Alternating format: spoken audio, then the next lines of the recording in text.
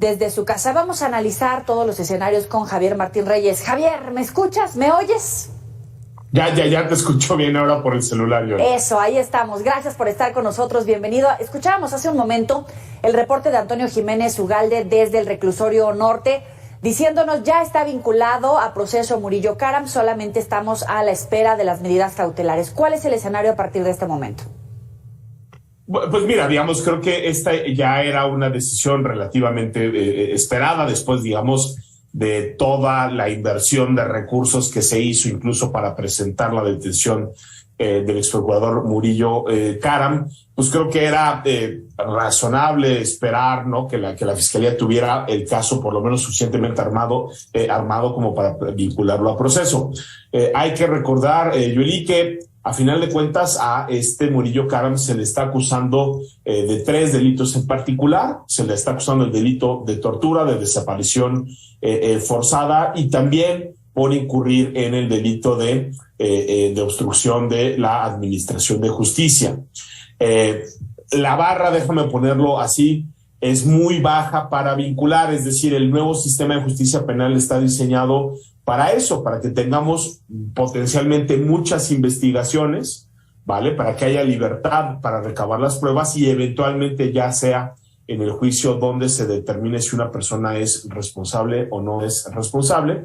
Y en efecto, lo que, por lo que nos dicen los medios de comunicación, falta determinar es el tema de las medidas cautelares. En ese sentido, creo que no sería sorprendente que a Murillo Karam se le dicte prisión preventiva. Sabemos que en México se ha abusado muchísimo de esta figura. Incluso, pues, la Suprema Corte de Justicia, ¿no?, durante las próximas semanas estará discutiendo sobre los alcances de esta figura. Pero bueno, pues, tenemos muchísimos ejemplos, desafortunadamente, donde, aunque no se trata de una medida que sea indispensable para garantizar que las personas no se extraigan de la acción de la justicia, para proteger a las víctimas o eventualmente también para proteger el desarrollo del proceso penal, se terminan imponiendo este tipo de medidas cautelares que tendrían que ser, pues, simple y sencillamente la última alternativa. Es decir, solo cuando cualquiera de las otras medidas cautelares o una combinación de ellas no es suficiente para garantizar estas 3 cosas, es que las personas tendrían que ir a prisión preventiva, pero pues en México, desgraciadamente, pues hemos abusado muchísimo de la figura. Ahora, se le vincula proceso por los 3 delitos contra la administración de justicia, tortura y desaparición forzada. ¿Cuáles son los escenarios judiciales respecto a las sentencias para estos delitos? En caso de llegar, obviamente, a ese escenario, ¿no? Sí, a ver, yo si me lo dices a mí, yo todavía tengo muchas dudas sobre la acusación que está formulando la Fiscalía, pero eso es algo, Yoli, que se tendrá que determinar cuando se presenten las pruebas. Es decir, no, el sistema está hecho para eso, para que sea mediante la presentación primero de los datos de prueba y luego de las pruebas que se determine si una persona es o no es responsable. Aquí yo te diría, hombre, pues hay algunas impresiones iniciales que hemos conocido gracias a los medios de información que de alguna manera pues pueden generar algún tipo de duda. Te pongo un ejemplo. A Murillo se le está acusando del delito de tortura, no porque él haya torturado directamente a testigos o a personas que formaron parte de la investigación, sino por ser el superior jerárquico de quienes supuestamente realizaron la tortura. Y por supuesto que ahí, pues, la línea de responsabilidad pues no queda del todo clara, y eso creo que será algo que definitivamente se discutirá en el juicio, ¿no? Se dice también, ¿no?, por ejemplo, que es responsable del delito de desaparición forzada, porque alega la Fiscalía, ¿no?, al configurar la llamada verdad histórica, en la cual Murillo evidentemente tuvo un papel importante. Se dice que así se obstruyeron otras líneas de investigación, ¿no? A mí tampoco me queda del todo claro necesariamente, ¿no?, que al defender una tesis como esa, ¿no?, hombre, que ha sido, por supuesto, cuestionada desde el punto de vista fáctico, ¿no? Y ahí tenemos datos que apuntan a que eso no necesariamente corresponde con la realidad material. Pero de eso a decir que eso configura el delito de desaparición forzada, también hay, déjame ponerlo así, una distancia que no será menor y que solo podremos determinar cuando pues, se presenten las pruebas y decidan los jueces. Quizá la acusación que en principio parecería, no quiero decir más fácil, pero que sí, que podría o que parece que podría encuadrar un poco más con lo que hasta el momento se conoce, pues es evidentemente el tema de los delitos contra la administración de justicia, porque ahí sí, actos o omisiones por parte de la Procuraduría y en particular del ex procurador, pues sí, ciertamente creo que sería relativamente más lógico que pudieran encuadrarnos, sin adelantarnos, obviamente guardando toda la cautela que hay que tener, pero esa sería mi impresión, pues así, muy inicial y a partir pues de la escasa información que tenemos disponible en el momento.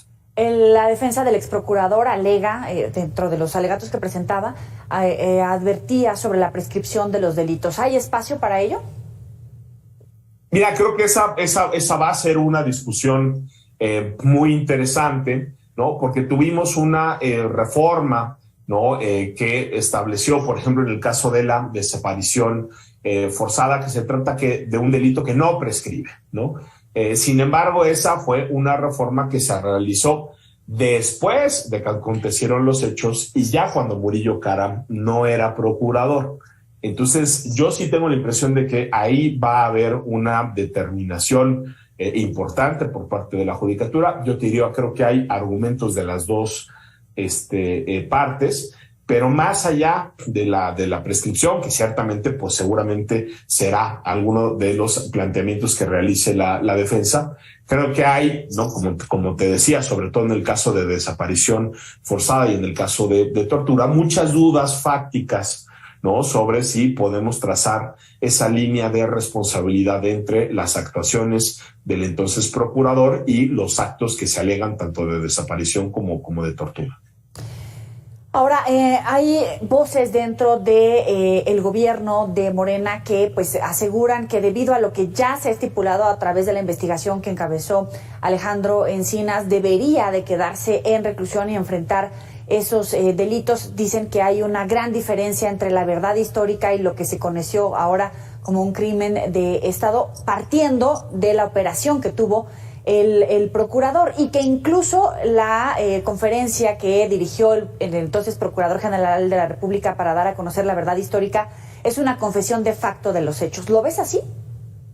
No, a ver, yo te diría, el informe es un informe importante, creo que repite buena parte de los hallazgos que ya se habían dado, ¿no? Por parte de otras instancias. Pienso de manera particular en un muy extenso informe que en su momento presentó la Comisión Nacional de los Derechos Humanos. ¿Será un insumo importante? Pues por supuesto que sí, yo creo que será un material que se utilizará eventualmente en el proceso penal.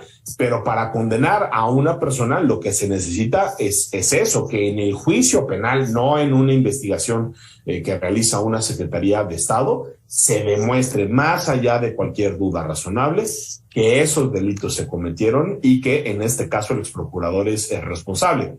En este momento adelantar conclusiones me parece pues irresponsable, por decirlo de una manera ligera.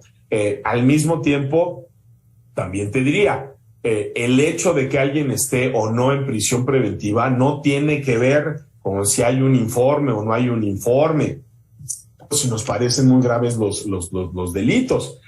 Las únicas razones válidas para enviar a una persona a prisión preventiva es que exista un riesgo de fuga, es decir, que se extraiga de la acción de la justicia, que haya una amenaza o un riesgo para las víctimas, para las comunidades, para sus familiares, o en su caso que haya un riesgo para el desarrollo del proceso penal. Eso es lo que se tendría que analizar en el caso de Murillo y en el caso de cualquiera, ¿no? Entonces, claramente no compartiría esas afirmaciones. Javier Martín Reyes, muchísimas gracias por estos minutos para el auditorio de Mega Noticias. No, hombre, al contrario, que estés muy bien, Yuli. Cuídate. Hasta luego. Ya sabe que puede revivir estas entrevistas en los próximos espacios informativos y en las redes sociales. Por supuesto, más adelante, aquí en Mega Noticias vamos a tener el avance de esta audiencia una vez que Murillo Karam ha sido vinculado a proceso. Antonio